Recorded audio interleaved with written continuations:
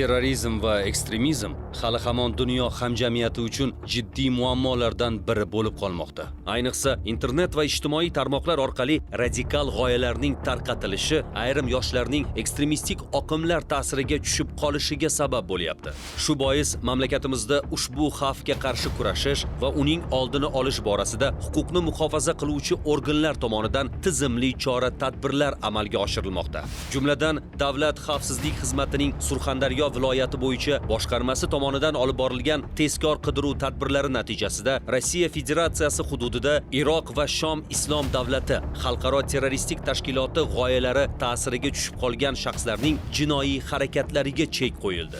Xususan, Sariosiyo tumanida yashovchi 2003-yilda tug'ilgan shaxs 2023-yilda mavsumiy ishlash maqsadida Rossiya Federatsiyasining Dog'iston Respublikasi Maxachqala shahriga boradi. U yerda diniy laqabi Muhammad bo'lgan mahalladosh tengdoshi bilan yaqin aloqaga kirishib, ijtimoiy tarmoqlar orqali aqida-parastlik g'oyalari bilan yo'g'rilgan video materiallarni ko'rishi natijasida yot g'oyalar ta'siriga tushadi. Keyinchalik ikkovlon o'z saflariga 2005-yilda tug'ilgan yana bir mahalladoshini jalb etib, Suriyaga chiqib ketishni rejalashtiradi. Buning uchun ulardan biri hatto Rossiya Federatsiyasida mehnat migranti sifatida ishlayotgan oila a'zolari to'plagan pullarning bir qismini safar xarajatlari uchun olib chiqadi.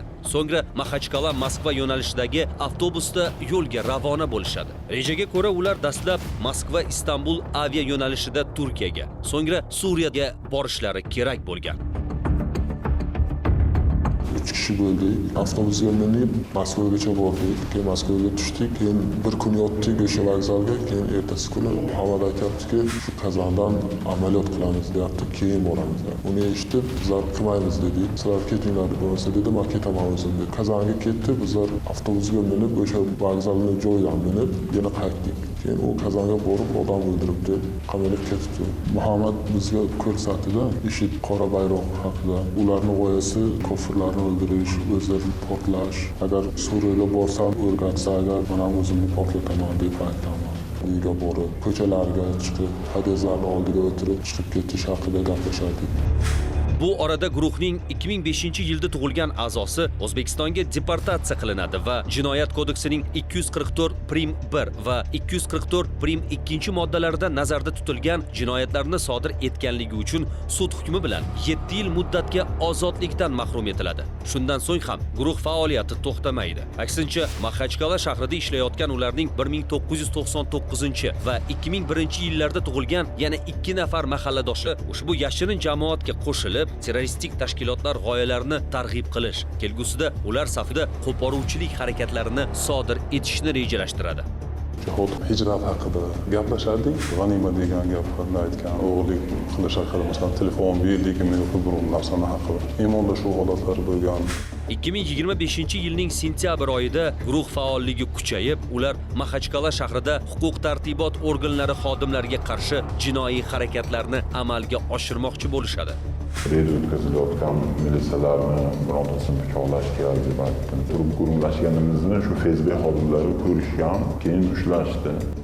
Bundan tashqari ular Surxondaryo viloyati Sariosiyo tumanida yashovchi 2004-yilda tug'ilgan fuqaroni ham o'z saflariga jalb qilishadi. Jihod qilmoqchimisiz dedi. Keyin men aytdim, borishga imkoniyat yo'q, pulim yo'q deganman. Agar jihod qilmoqchi bo'lsangiz dedi, pul tayinlaymiz degan. Agar tayinlasalaring boraman degan. Hech bir jinoyat kun kelib fosh bo'lmay qolmaydi. Davlat xavfsizlik xizmati va Rossiya Federatsiyasi huquq tartibot idoralari hamkorligida o'tkazilgan tezkor qidiruv tadbirlari natijasida ularning qilmishlari fosh etildi. Tergov jarayonida esa jinoyatlari o'z isbotini topdi.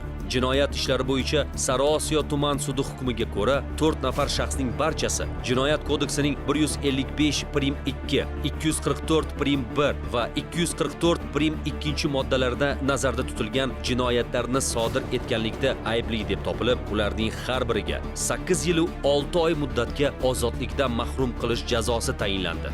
Shaymonman, iltimos qilib kechirim so'rayman, davlatimizdan, hammadan uzr so'rayman.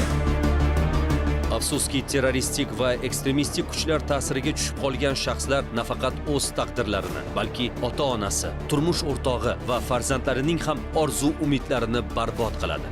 Bas shunday ekan, doimo ogoh bo'ling, keyin nadomat chekmang.